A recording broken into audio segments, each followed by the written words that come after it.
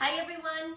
Today I'm going to show you how to make kale chips. Kale is wonderful, dark green veggie, tastes delicious. Kale chips, once you make them, they'll be gone in 5 minutes. They're so good. I like to get the kale that has all the curls on it. There's different varieties because I feel that the stuff that we put on it, it just takes to it better and it comes out crunchier. So what you're going to do is you're going to get your bunch of kale, wash it with the produce wash from the previous video that I taught you how to do, and then you're going to cut out this main stem on all of them. So you just take a knife and you're just going to cut this out. It should only take you a couple minutes to do.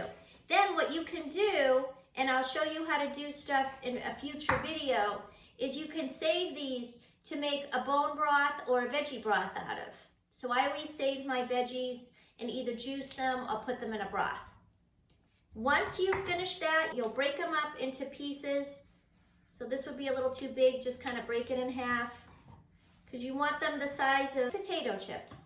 Okay, so now the second step is we've done the kale, we've made it into pieces, it's all in this pot, and then what you're going to do is going to put olive oil all over it. I want you to start with about 2 tablespoons of olive oil.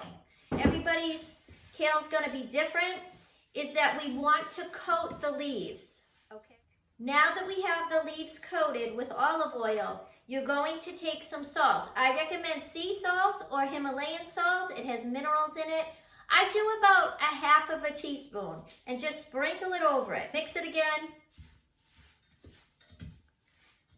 You want the salt to get on each one of the pieces of kale. And then what you do is take some fresh lemon. I just put a cheesecloth over it because I don't want a seed in this. And I squeeze fresh lemon juice all over it. Mix it up. Now you should be able to feel the grittiness of the salt on it. So that should be enough. And it should look all wet from the olive oil. You should feel the grit of the salt on it. And then we just put the juice of 1/2 lemon and mixed it all together. If you have a dehydrator, throw it in your dehydrator. If you don't have a dehydrator, that's okay. Just take one of your baking pans.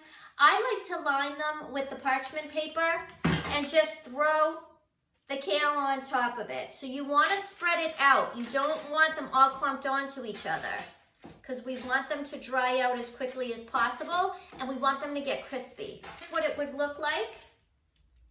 And you just keep adding more in until you get the whole thing in there. If you dehydrate it, I usually dehydrate around 105 for kale chips, and I just leave them in there until they get nice and crispy. If you're doing it from your oven, you're going to put the kale into the oven and put your oven on the lowest setting.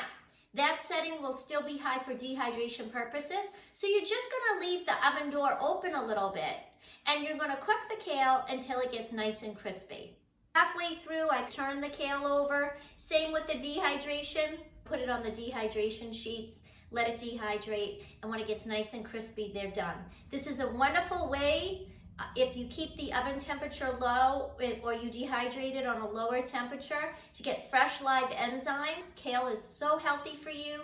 So is Himalayan salt as well as your lemons. It's a great alternative for potato chips. There's a choice. Choose to be alive and well.